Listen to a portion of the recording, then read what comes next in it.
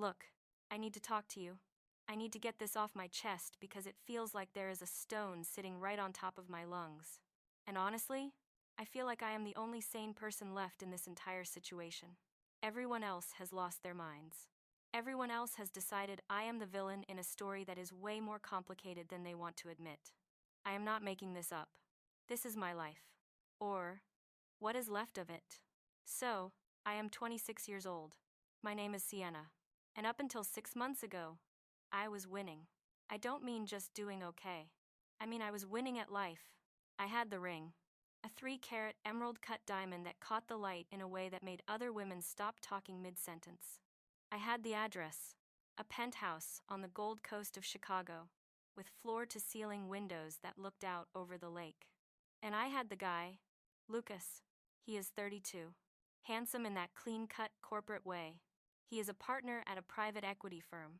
Not a junior associate, a partner. Do you know what kind of money that is?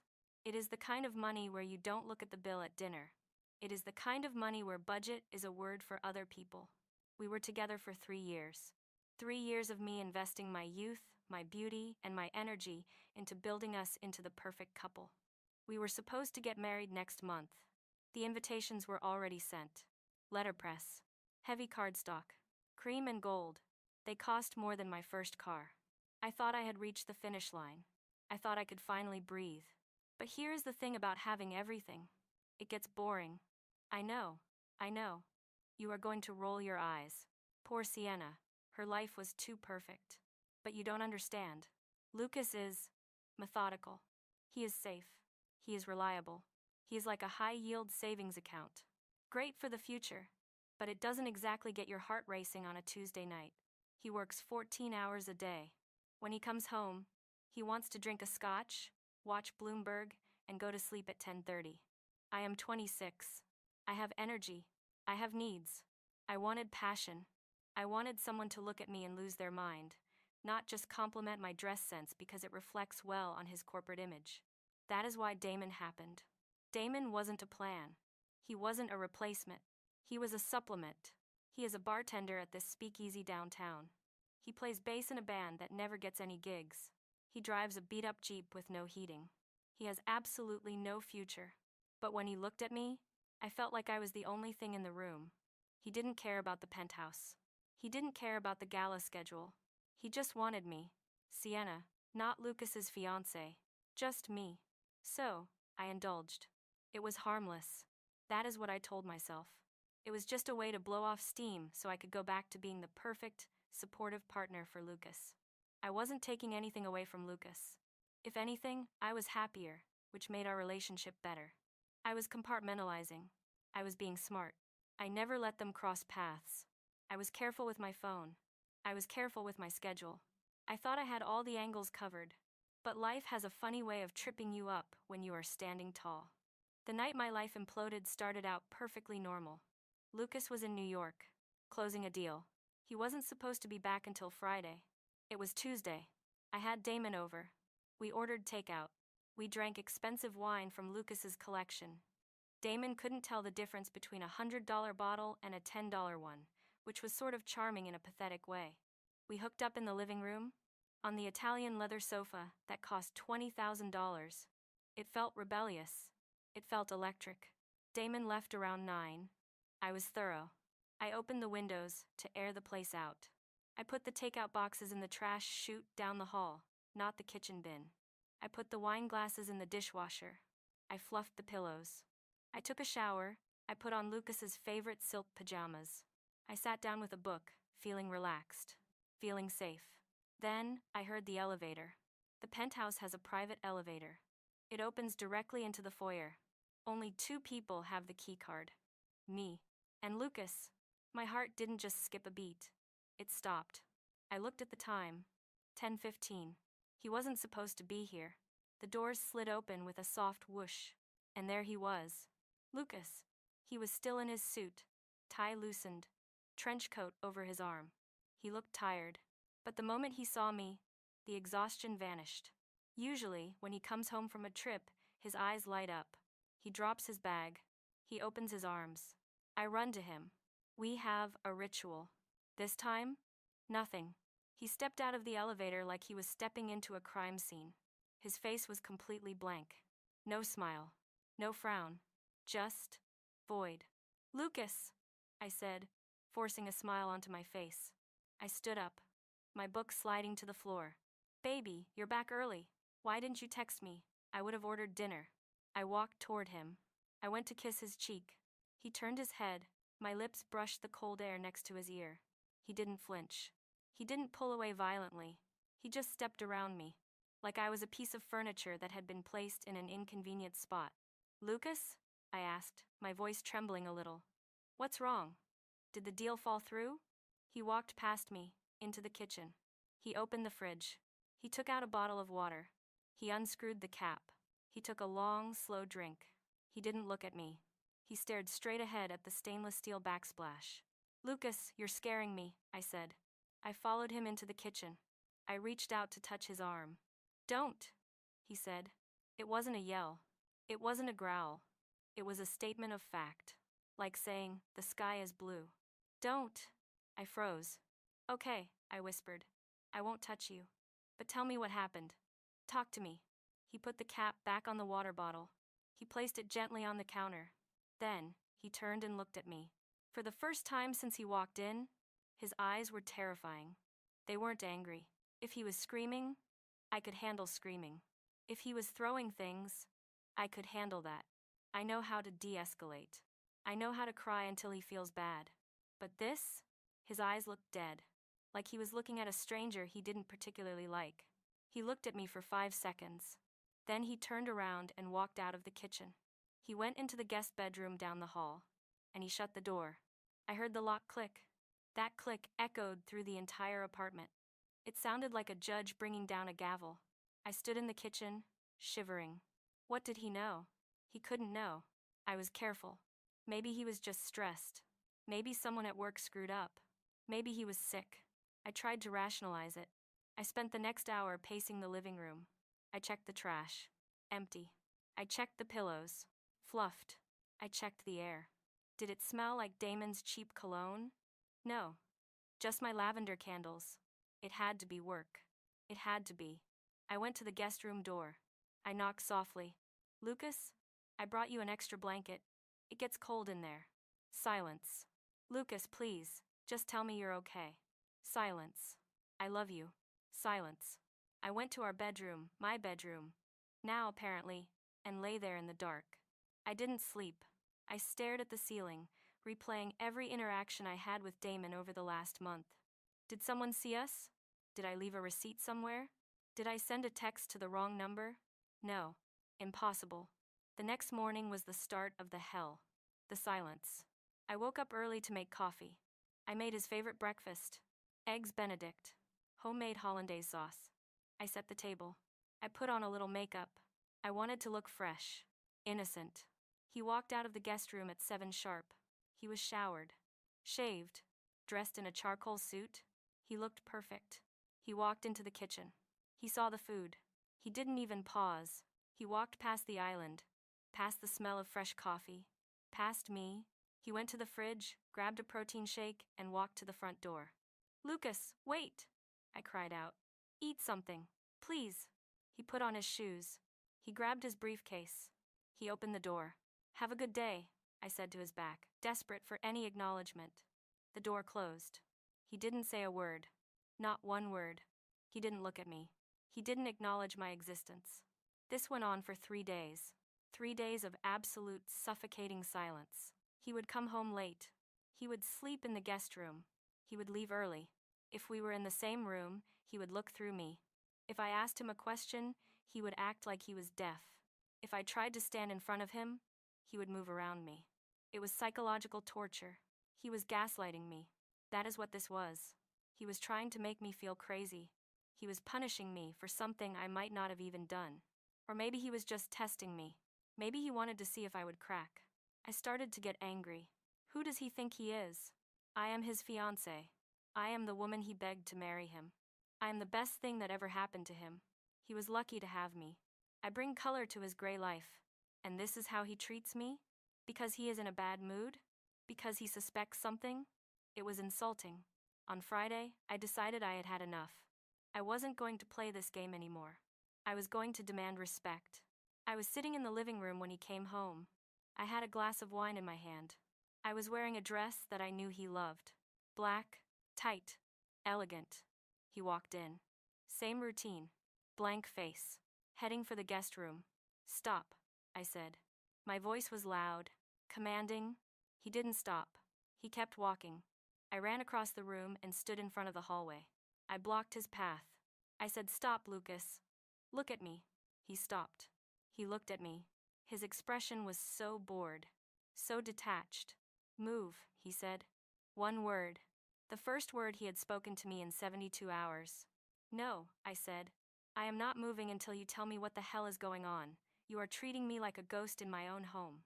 It is abusive, Lucas. It is cruel." He looked down at me. He sighed. It was a long, tired sigh. He reached into his briefcase. My stomach flipped. Was he going to pull out divorce papers? We weren't even married yet. He pulled out a tablet.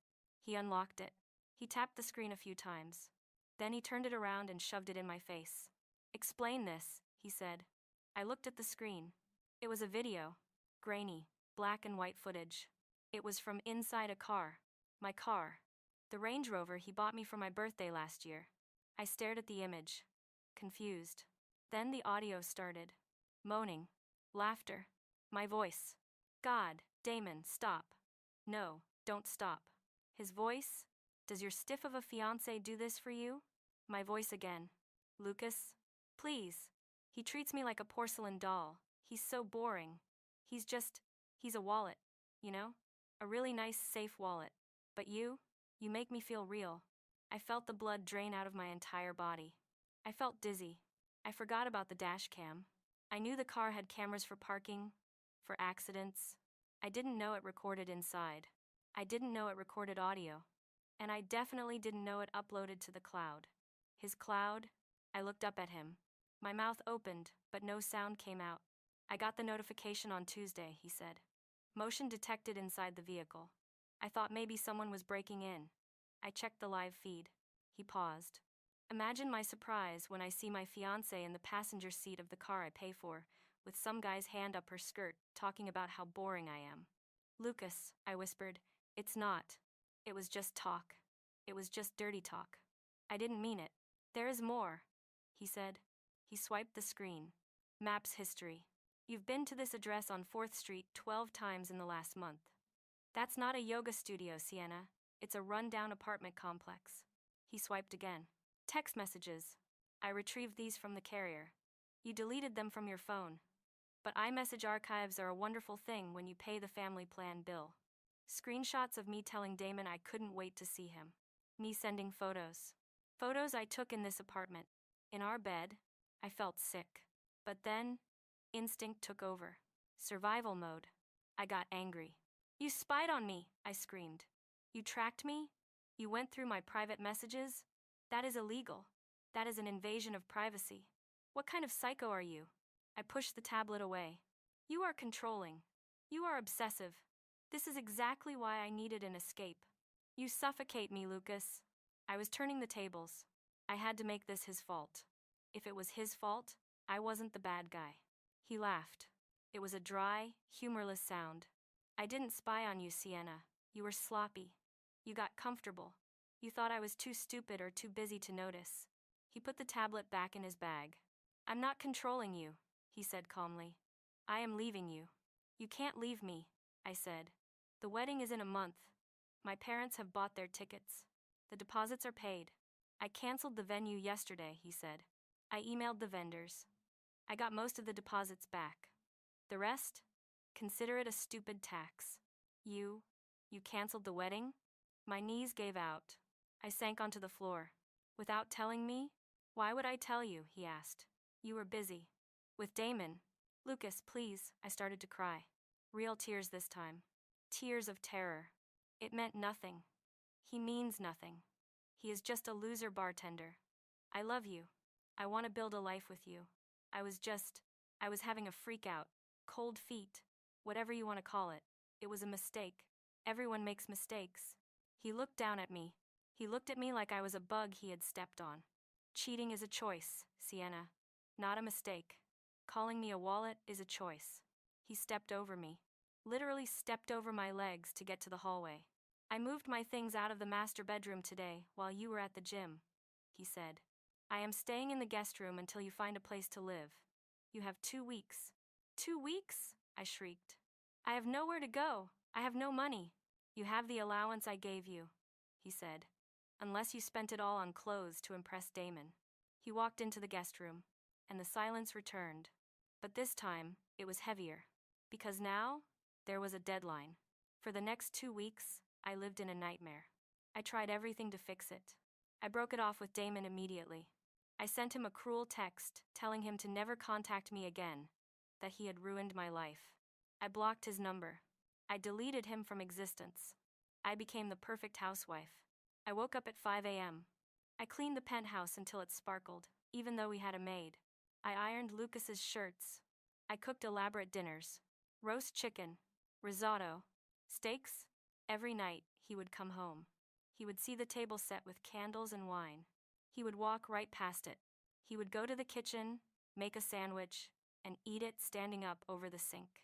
Then he would go to his room. I tried talking to him. Lucas, we can fix this. We can go to therapy. Couples survive infidelity all the time. Beyoncé and Jay-Z did it. We are a power couple. We can get through this. He wouldn't respond. He wouldn't even blink. I tried writing him letters. Long, emotional letters explaining my childhood trauma, my fear of abandonment, my need for validation. I slipped them under his door. The next morning, I would find them in the recycling bin, unopened. I tried seduction. It sounds desperate, I know. But I know my body. I know what it does to him. Or what it used to do. One night, I waited for him in the hallway. I was wearing nothing but his dress shirt. I had done my hair and makeup. I looked incredible. He walked in. He stopped. He looked me up and down. His eyes were cold. Clinical. Put some clothes on, he said. You look pathetic. Pathetic. That word hit me harder than a slap. I wasn't pathetic. I was Sienna. I was desired. I was a prize. How could he not see that anymore? I started to panic. The 2-week deadline was approaching. I had checked my bank account. I had $500. I had spent everything else. Credit cards? All in his name. All canceled. I couldn't go back to my parents. They live in a small town in Ohio. If I went back there, it would be admitting failure. It would be over. I had to stay in Chicago. I had to stay in this life. So I played my last card. The only card I had left. The pregnancy card. I wasn't pregnant. I take my birth control religiously. But he didn't know that for sure.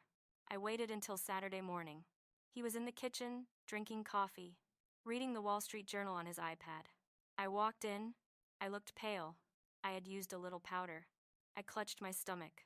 Lucas? I said softly. He didn't look up. Lucas, please listen to me. This is important. He swiped to the next page. I missed my period, I whispered. He stopped. His finger froze on the screen. I think I'm pregnant. My heart was hammering. This had to work. He is a traditional man. He wants a legacy. He wouldn't kick out the mother of his child.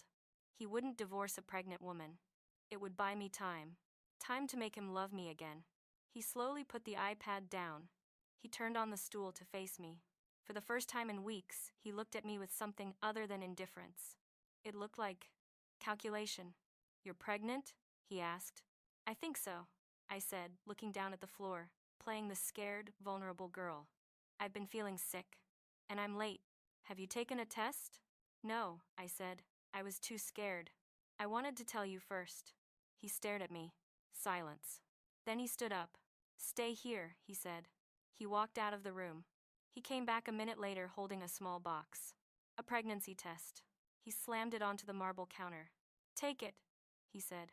I stared at the box. What? Now? Yes, now. There is a bathroom right there. He pointed to the powder room off the foyer. Lucas, I can't just... On command. I need to drink water. Can't we do this later? I'll wait, he said. He crossed his arms. He leaned against the counter. Drink some water. I have nowhere to be. I was trapped. If I took it, it would be negative. If I refused, he would know I was lying. You don't trust me? I asked, my voice rising. I am telling you I feel pregnant. Why do you have to be so cold? I don't trust you, he said simply. I don't trust a single word that comes out of your mouth. He stepped closer to me. And even if you are pregnant, Sienna, looking at the dates of those videos, I would demand a paternity test before I signed a single document. The air left the room. He thought it was Damon's. He thought I was trying to pin another man's baby on him. How dare you? I whispered. Take the test, he repeated. Or pack your bags. Actually, pack your bags anyway, because even if it is mine, we are doing this through lawyers. You aren't staying here. I didn't take the test. I ran to the bedroom and locked the door. I cried for hours. 2 days later, the gala happened. The firm's annual charity gala. The event of the season. We were supposed to go together. It was our public debut as an engaged couple, technically. He hadn't uninvited me, not explicitly, and I knew that appearances meant everything to him. He wouldn't cause a scene in public. I convinced myself that this was my chance.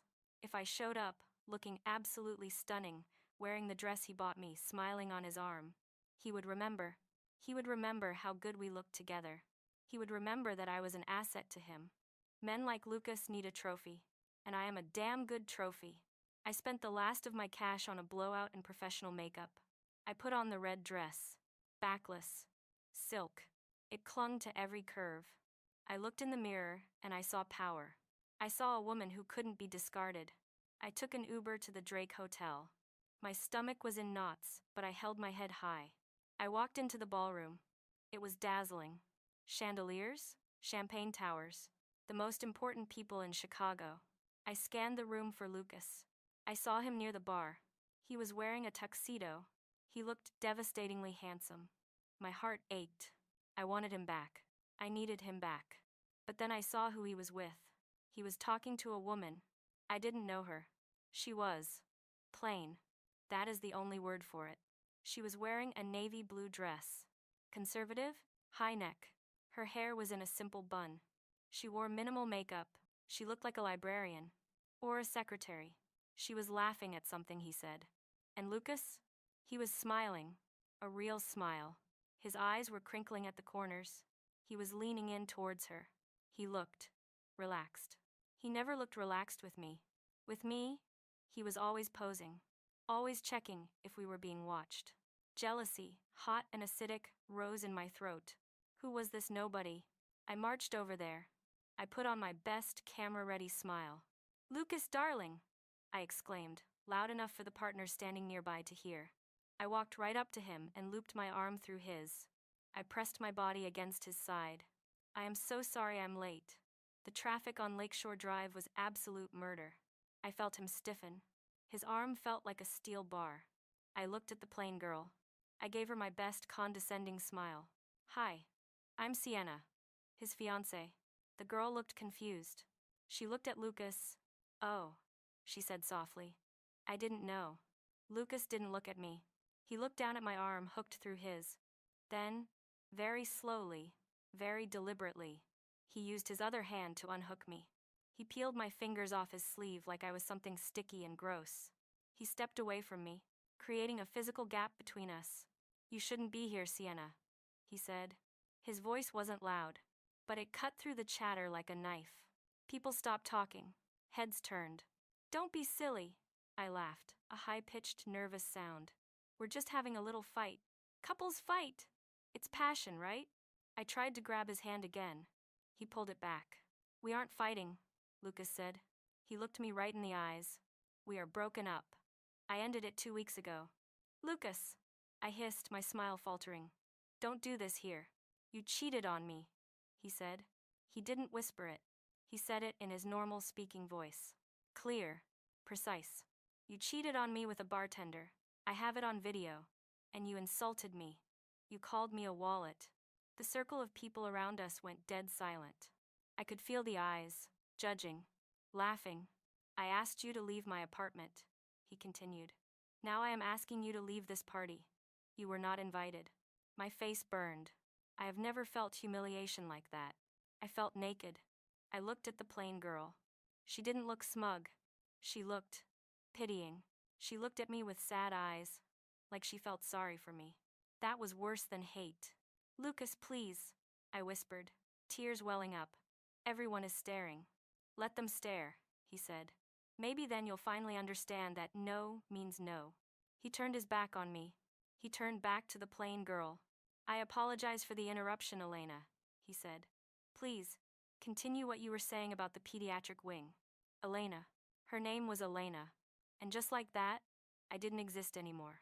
Security came over a moment later. Miss, we need to ask you to leave. I ran.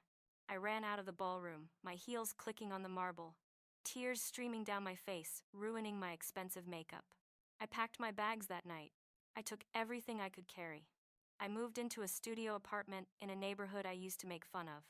It is loud. It smells like fried food and exhaust. I had to get a job.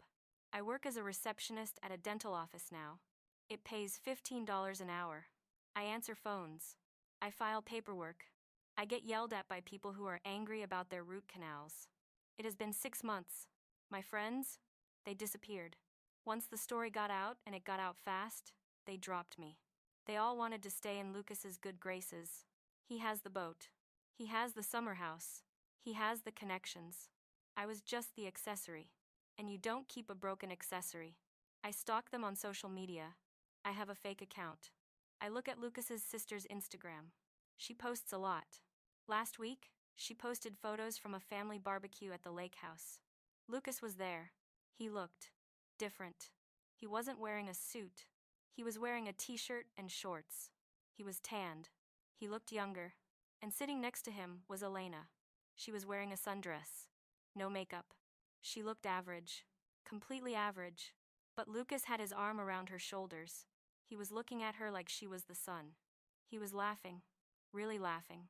In one photo, he is helping her cook burgers on the grill. In another, they are playing with his nieces. They look happy. Boring. Simple. Domestic happy. It makes me want to scream. She doesn't deserve him. She didn't put in the work I did. She didn't train him. She didn't style him. She just walked in and took my life. I look around my apartment. There is a pile of past due notices on the counter. My closet is full of designer dresses that I have nowhere to wear. The red dress, the one from the gala, is balled up in the corner of the floor. I haven't touched it since that night. I tell myself I am better off. I tell myself he was stiff. I tell myself I need passion. I tell myself that eventually, he will get bored of Elena and her pediatric stories and her sensible shoes. He will miss the fire. He will miss the excitement. He will miss me. But then I close my eyes, and I remember the silence. The way he looked through me. The way he erased me. And I know the truth. He isn't missing anything. He upgraded. Not to someone better looking. Not to someone more exciting. But to someone who gives him peace. And I am sitting here in the noise of my own bad choices, wishing for just one moment of that silence back. Because at least in the silence, I was still in the room. Now, I am nowhere.